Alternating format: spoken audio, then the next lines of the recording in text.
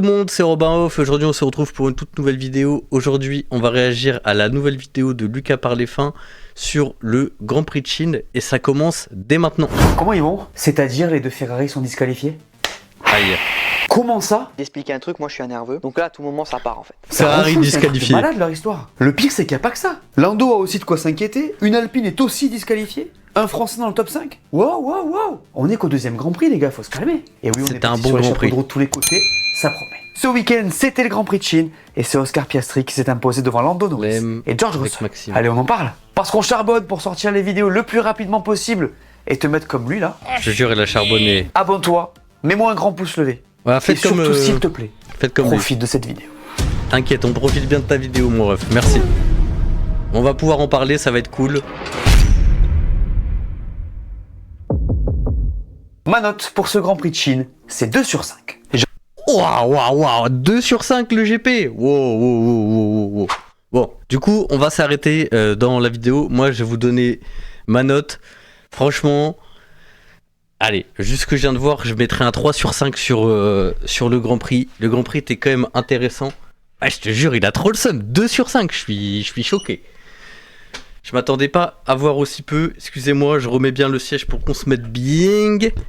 Bon, alors du coup, je trouve que 2 sur 5 c'est un peu violent quand même. Moi, je dirais plus au moins 3, 4, 3,5 sur 5 en vrai.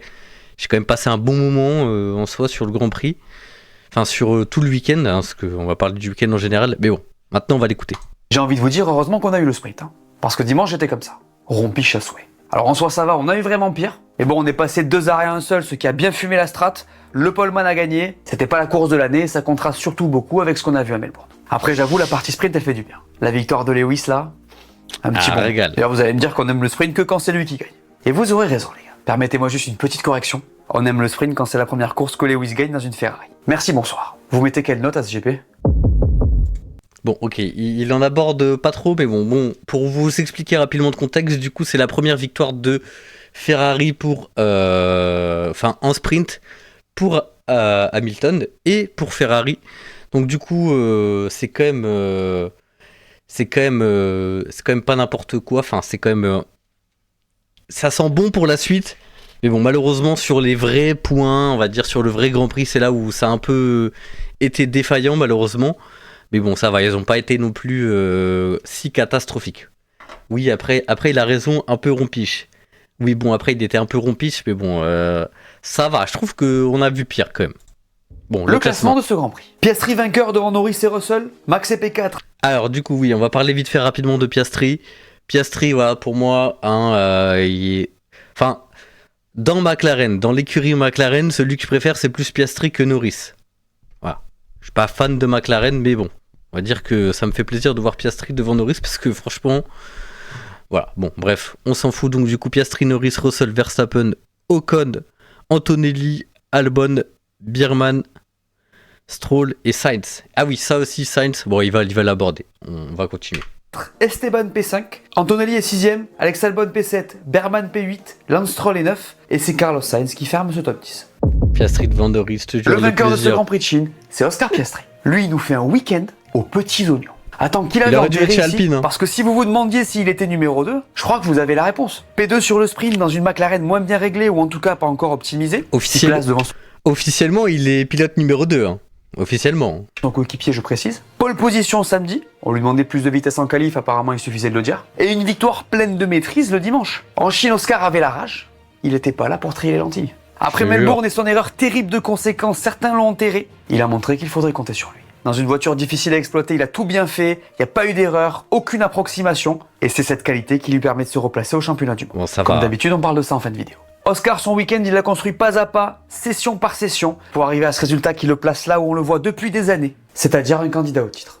J'ai pas peur de le dire. Alors il y a plein de variables qui entrent en ligne de compte. Lando n'a notamment pas pu exploiter son matériel à fond, on va en parler. Mais ce qui me semble sûr, c'est que si Oscar fait ce job-là le samedi et le dimanche toute la saison, on va avoir un sacré championnat. Domination ou pas.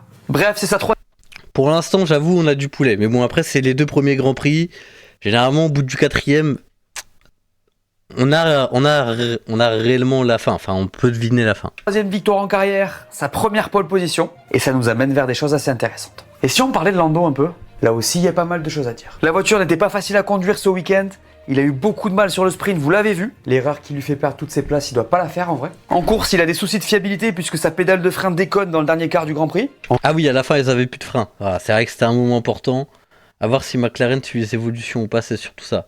Ouais, bah ça, c'est le problème de McLaren. Hein. Oui, c'est clair que si Red Bull met une évolution et pardon, ça fait partir Red Bull devant. Ce qui est logique, hein. Bon, ce qui risque d'arriver, hein, finalement, parce que là, c'est les 5 premiers Grands Prix où, on va dire, c'est le package qu'on nous a montré, on va dire, au début de la saison. Après, ça change. Mais bon, je pense qu'ils vont quand même tenir après. Voilà. Après, c'est pas non plus. Ils sont pas non plus si loin que ça, je trouve. En vrai, elle est quasi inutilisable. Hein. Pas évident quand tu conduis un bolide à 300 à l'heure. Donc, c'était pas vraiment son week-end. En vrai, on saura jamais s'il aurait pu aller chercher Oscar. Il avait préparé son attaque pendant un long moment sur le deuxième relais avant d'avoir son problème de fiabilité. Donc il y a ça aussi. Après les gars, très honnêtement, si tu fais un week-end pas top mais que tu fais P2 et que tu avais une chance de gagner, voilà, c'est ça, frère. Quand on disait pareil avec Mercedes, quand je vous dis des trucs comme ça, je me dis que Lando il a changé de dimension. Quand t'as des galères comme ça avec ce genre de résultats, t'es un champion en puissance en fait. Alors il est clair qu'il va être inquiété par son coéquipier, tant mieux pour nous. Le constat, il est là. Donc voilà, c'est une grande victoire de McLaren, le premier doublé de la saison. La voiture a posé quelques soucis aux pilotes et aux ingénieurs, mais la marge est quand même assez impressionnante. Qu'est-ce que c'est les tops Mercedes. Bah, Russell, ça marche bien. Petit à petit, comme ça, tranquillement, il se positionne comme la deuxième force du plateau. 2 week-ends de suite avec un podium et des points franchement maximisés. Bah c'est super positif. Russell, franchement les gars, c'est un boss. Alors il confirme ce qu'on sait de lui. C'est un bot. Il fait ce qu'on lui demande. Il est monstrueux. P4 sur le sprint, P2 en qualif, P3 à l'arrivée. Si ça c'est pas du solide, je sais pas quoi vous dire. Hein. Lui-même l'a dit. Les amis, dans les commentaires, dites-moi ce que vous en pensez de Russell. Si je suis le seul à penser que c'est un bot ou pas. Ce podium lui a été relativement facile à aller chercher. Ce que j'aime chez lui en fait les gars, je l'ai dit mais je le répète, c'est qu'il a une vraie vision de la course. Il n'y a pas de plan A, B, C, D, je sais pas quoi. C'est lui qui dit à la radio que ça va être un seul arrêt, hyper tôt dans le GP. Alors on n'a pas les autres radios à ce sujet, mais pour ça il a vraiment un truc. Hein. Et puis tu sens que dès qu'il va avoir l'occasion, il va y aller. Avec Lando, c'était exactement ça. Alors il a aussi été un peu sous pression de Charles, mais au final ça a tenu notamment grâce à la traction de cette voiture. En vrai, en dehors de McLaren, c'est le meilleur. Hein. Je suis Bon, après, faut quand même pas oublier que Mercedes était quand même la deuxième force du plateau l'année dernière. Hein. Il y a ça aussi à prendre en compte. C'est que c'est bien marrant de nous dire ça, mais bon. Enfin, c'est pas comme si, vu qu'Hamilton est parti, ça y est, la voiture, elle est nulle. Genre, j'ai l'impression que c'est un peu comme ça. Donc, non, ça m'étonne pas de voir Mercedes à ce niveau pour le coup. Vraiment agréablement surpris. Au contraire, c'est logique. Et puis il a un coéquipier qui tient la route. Andrea Kimi Antonelli, c'est une piste chanceuse. Oui, je sais qu'il y avait Lewis. Des Ferrari, on va en parler. Mais c'est surtout un deuxième Grand Prix avec un résultat solide. D'ailleurs, on saura jamais vraiment ce qu'il aurait fait dans l'absolu, puisqu'il a eu des soucis sur sa voiture après avoir roulé sur des débris de l'aileron de Charles. Avec un fond plat bravo Charles. Fin, tu vas pas Charles qui ruine les courses des autres, en plus de se faire disqualifier. Et Marco assure et marque les points qu'elle doit marquer. Ah, le poulet, on va parler de Haas. Les se suivent et ne se ressemblent pas chez Haas. C'est incroyable. 5 et 8 en partant 11 et 17. C'est fou ce qu'ils ont fait à Shanghai. C'est carrément Alors incroyable. Évidemment, ils profitent des disqualifications. On va en parler dans le prochain chapitre. Mais on a enfin le potentiel que cette voiture montrerait en essai au niveau des longs relais. Parce que eux, le 1 arrêt, ils l'ont fait tenir. Et plutôt 2 fois qu'une, j'ai envie de dire. Oui, c'est mon Alors il y a eu un préféré. petit manque de vitesse en ligne droite, mais niveau dégradation, c'était hyper intéressant. La stratégie a suivi. Le Muret a fait tout ce qu'il fallait. C'était presque parfait. Et que dire des pilotes? Esteban a fait un Grand Prix monstrueux de régularité, hyper solide. Ce dépassement avec une roue dans l'herbe, c'est presque de la folie le truc. Et puis Berman, c'était fort aussi. Le peloton, il l'a transpercé. Il double Antonelli à la régulière. Le gars est en Mercedes. Berman sur la piste, c'était un chien. Bon, du coup, hier, j'ai eu un petit débat. Et du coup, là, actuellement, dans les points, bon, il va l'aborder après, mais il va parler de la disqualification de Ferrari. Mais sur le papier, Haas is the new Ferrari. Actuellement. Bon, on a déjà parlé d'Ocon, voilà, félicitations à lui, il a fait 5ème. Mais bon, on sait que voilà, il a pris les bons points, au moins il était bien placé. Franchement, c'est ce que je dirais par rapport à ça. C'est que il était bien placé, il a bénéficié des erreurs de course de chacun, donc finalement il s'est bien démerdé et il arrive à ramener des points avec un camion. On va le dire, hein, je pense que c'est un camion, la Haas. Mais bon, au moins il a fini la course. Mine de rien, c'est ça qui compte dans la réalité, c'est ce que ça nous rappelle, la disqualification de Ferrari, c'est que il a fini la course, mais ils ont été disqualifiés. Donc finalement, c'est qui a réellement terminé la course? Bah là pour le coup c'est Esteban Ocon et il ramène des bons points à As. Mine de rien ça fait quand même plaisir pour As. Et bon voilà. Bref, passons à ça. Doberman, celle-là on va pas la faire. Bref, c'était solide, c'était bien, ça fait du bien. Je pense qu'on peut dire qu'on passe de la catastrophe à la masterclass. Ça, il y a des fois pour faire des blagues. Faut qu'il arrête les vannes. Le dernier vraiment. top de ce débrief, c'est Williams. C'était dit sur ce Grand Prix et des points pour la deuxième course de suite. Que dire de... Ça par contre, ça il a raison. Williams, les GOAT. Je vais laisser parler et après on va en discuter. Plus. En vrai, ça va bien chez eux aussi. Alors faut atténuer ça par le fait qu'on a ce résultat grâce aux disqualifications. Mais l'énergie chez eux, elle est folle. Vous êtes pas prêts pour leur place au championnat. Et si on parle d'Albon, on est prêt. Il est monstrueux sur ce début de saison. Il a déjà mis 16 points. C'est 4 de plus que son total de l'an dernier. En fait, ils ont été plus performants que prévu sur... Albon is the new GOAT. Franchement, Albon, il a bien fait de partir chez Williams. Depuis qu'il est chez Williams, ça n'a jamais aussi bien roulé. Et là, en plus, avec le renfort de Sainz qui met un point, mine de rien, ça fait plaisir parce que Sainz, il méritait pas de partir et au moins, il est dans les points encore. Même s'il a eu quelques galères, moi, je trouve que ça fait vraiment plaisir. Sur les durs, et c'est le deuxième relais qui les a fait briller. Cette voiture, elle a surpris en Chine parce que c'est pas une piste qui lui réussit d'habitude, donc c'est très positif. Après, côté Sainz, c'est plus galère malgré le point. Il n'arrive pas à trouver le bon rythme, il est pas dans le bon timing, et globalement, dans le feeling, c'est l'inverse de ce qu'on entend chez Albon. Beaucoup plus de graining chez lui, c'est chaud. Bon, après, il commence avec l'équipe, je suis pas non plus hyper inquiet pour lui. Bref, c'est très positif pour Williams de sortir avec autant de points après 2 courses. Il pouvait difficilement rêver meilleur début de saison. Le premier flop de ce débrief, c'est Red Bull. Parce que les gars, sans Max Verstappen, cette équipe, elle racle les fonds de peloton. Voilà. Désolé, mais il n'y a que lui qui sauve les meubles chez eux. Le gars fait des miracles pour choper cette P4 qui sort de nulle part. En vrai, si tu l'enlèves de l'équation, c'est très problématique. Sur les médiums, cette RB21, elle a cramé ses pneus beaucoup trop vite par rapport à la McLaren, comme sur le sprint d'ailleurs. Et si Max a retrouvé du jus sur les durs en fin de course, c'est vraiment une maigre consolation. Quand tu vois qu'avant la course, Max déclare qu'il ne peut gagner que si les mecs devant abandonnent, ça fait mal au cœur. D'ailleurs, ils vont tenir une... C'est grave, hein. Non, par contre, c'est le downfall de Red Bull, là, actuellement. Ah, ça fait chier. Une réunion de crise cette semaine pour parler de Lawson, on va aborder le sujet de suite, mais aussi de leur performance parce que ça ne va pas. Alors ça peut changer, la saison, elle est longue, je vous rappelle qu'il reste 22 GP, mais quand tu vois les autres, ça part pas hyper bien. Surtout que la baisse de la tolérance sur la flexibilité des ailerons arrière devait les avantager. Donc c'est pas ouf. Abordons maintenant le sujet compliqué, Liam Lawson. C'était ce qui se passe avec Lawson. J'ai de la peine en vrai. Il est incapable de faire marcher cette voiture. Je te jure, incapable. Il a rien fait. Sur les 2 grilles, 0 points à des années-lumière de Max. C'est cataclysmique. Il a commencé de la pit lane pour tenter de nouveaux réglages. On sent que sur le sprint, il cherche la limite, mais il y a 0 rythme. C'est chaud et ça fait super mal. En fait, cette voiture est encore plus pointue que ses devancières. Liam est jeune, manque de roulage et d'expérience. Quand tu combines ça avec le fait que le plateau est hyper serré, ça donne ça. Perso, je vous l'avais dit, je pensais que ça fonctionnerait. Mais là, c'est problématique. Ça parle déjà de le remplacer. Max a dit que la V-Carb allait mieux avec son style de pilotage. En vrai, je sais pas ce que serait la bonne solution, tant ça a l'air horrible de conduire cette caisse. Max, il fait des miracles et on a l'impression que cette Red Bull, dès le début de saison, elle va déjà trop dans son sens. Mais il est pas non plus sur des rails. Le sujet Lawson, on va le réaborder, je pense, cette semaine. À mon avis, ça vaut une vidéo dédiée. Ça parle de swap avec Yuki. Je sais même pas si c'est une bonne idée. On va en reparler. Je préfère plancher un peu. Si ça, on va en parler. Ça, faut... S'il y a un swap, c'est avec Yuki qu'il swap. Avec personne d'autre, pas avec Isaac Adjar, parce que franchement, Adjar, non, pareil, ça ferait les mêmes problèmes, tout simplement. Mais bon, s'il lui laisse pas plus de chance, Red Bull, c'est simple, en trois grands prix, ils lui auront dit fin de carrière, mon pote, c'est rien que tu reviennes, fin de carrière. Donc bon, c'est pas très ouf, quoi, il mérite pas ça non plus, parce qu'il était quand même super chaud... quand on l'avait vu à l'époque. Donc bon, ça fait mal pour lui. Un peu sur le sujet pour vous proposer un vrai avis, c'est beaucoup plus compliqué qu'il n'y paraît. En tout cas, attention aux comparaisons qui peuvent être bancales et aux raisonnements court-termistes si vous voyez ce que je veux dire. Bref, c'est dur pour Red Bull, heureusement que Max est là. Les deux Ferrari ont été disqualifiés du Grand Prix de Chine. C'est terrible les gars. On est où avec cette Scuderia 2025 là? Y a rien qui va. Alors pas rien, bien sûr. On va parler de tout ça et il y a 1000 choses à dire. Mais là, c'est chaud. Et je vais commencer par le positif, tiens. Le sprint, bien sûr. Avec cette performance incroyable de Lewis. Paul, victoire avec cette seconde il a géré le J'ai eu GOAT. un flashback, c'est un délire. En vrai, on peut dire ce qu'on veut ce week-end.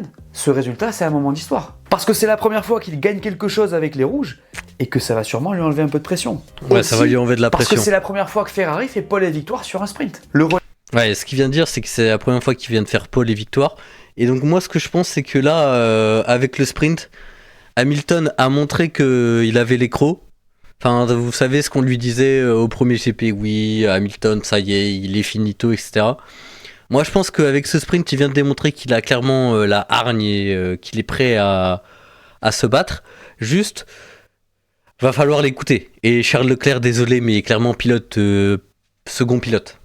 Relais qu'il a fait, c'était une masterclass en termes de gestion pneumatique. Encore une fois, j'ai revu le Lewis il y a 5 ans. Donc ça, c'était vraiment quelque chose. Le problème, et il est énorme, c'est que c'était que le sprint. Et oui, parce que derrière, les rouges sont retombés dans leur travers. 5 et 6 en qualif à 4 dixièmes de la pole, c'est un problème. Et la course, il est pas finito, mais bon. Déjà, Charles accroche Lewis au départ. Pardon ? Vous avez bien entendu. Ils ont une chance énorme que les voitures ne soient pas au tapis. Là, ça aurait été dramatique, disons-le. Ensuite, il y a eu des petites... C'est Charles. Je croyais que c'était Lewis qui lui fonçait dedans.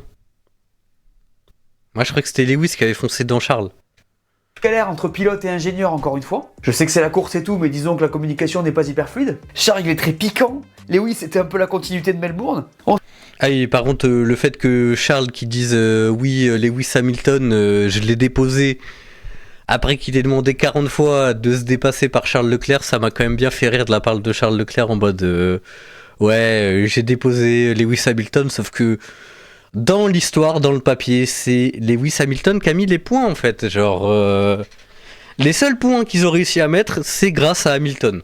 Donc, ça veut dire beaucoup pour moi. Hein. Au deuxième GP, il aurait juste fallu qu'il soit pas disqualifié pour rapporter plus de points. Mais le problème, c'est que vu qu'il n'y a aucun point, bah, on peut attribuer que le mérite à Charles Leclerc, enfin à Lewis Hamilton.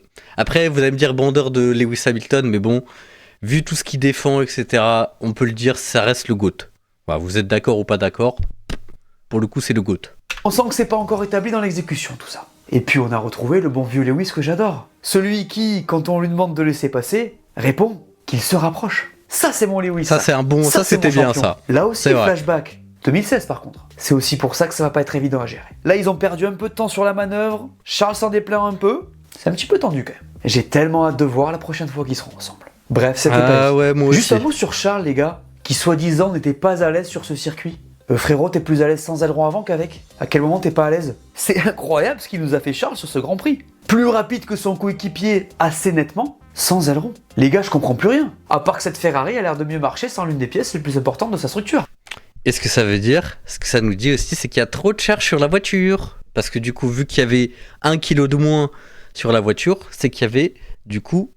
Bah, tout simplement, comme je vous ai dit, trop de charge. Et donc, vu qu'il y a trop de charge, et bah, le fait qu'il y ait eu 1 kilo de moins, je pense c'est ce qui fait que ça allait plus vite. Mais c'est ce qui fait que ça soit aussi pour ça qu'il est disqualifié. Mais bon, on va y venir. Non! Ça va aller, les gars, ne vous inquiétez pas. Ce n'est que le deuxième Grand Prix de la saison. Cette voiture, elle est en retrait par rapport à la McLaren et peut-être la Merco. On a du mal à trouver le réglage parfait, mais je suis sûr qu'ils vont arriver à débloquer la situation. Il y a intérêt. Effectivement. Mon cerveau, il veut pas s'en rappeler, tu sais. Ah! Les deux Ferrari ont été disqualifiés de ce Grand Prix de Chine. C'est catastrophique, puisque ça ne les fait marquer que les points de la partie sprint. Pourquoi disqualifiés? Accrochez-vous. 2 raisons différentes, les gars. Pour Charles Leclerc, la voiture n'était pas au poids minimum. 799 kg au lieu de 800 après le retrait de l'échantillon d'essence. Ça donc pour ça 1 kilo. Pour Lewis, c'est l'usure du patin qui a posé problème, comme ça avait été le cas à Austin en 2023. En gros, c'est la planche de bois sous la voiture dont l'épaisseur ne doit pas descendre en dessous de 9 mm. Là, il était à 8,6 à gauche dans l'axe et à 8,5 à droite. Ça dégage. C'est chaud, mais tout le monde est logé à la même aussi. Ça joue vraiment rien. Ferrari de ne pas faire ses erreurs. Donc impossible de laisser passer ça. Si tu veux être champion du monde, ça ne peut pas arriver. Là, ils perdent 18 points au championnat. Je vous rappelle que l'an dernier, ils perdent le titre pour 14 unités. Donc c'est catastrophique. Ouais, c'est catastrophique. Il a raison. Alors la saison, elle est longue, je l'ai dit. En soi, ça allait mieux qu'à Melbourne, mais on ne peut pas être plus loin de la dynamique de fin 2024 chez eux. Et honnêtement, ça fait un peu peur. Bref, quand tu vois ça, la victoire de Lewis, elle est un peu loin.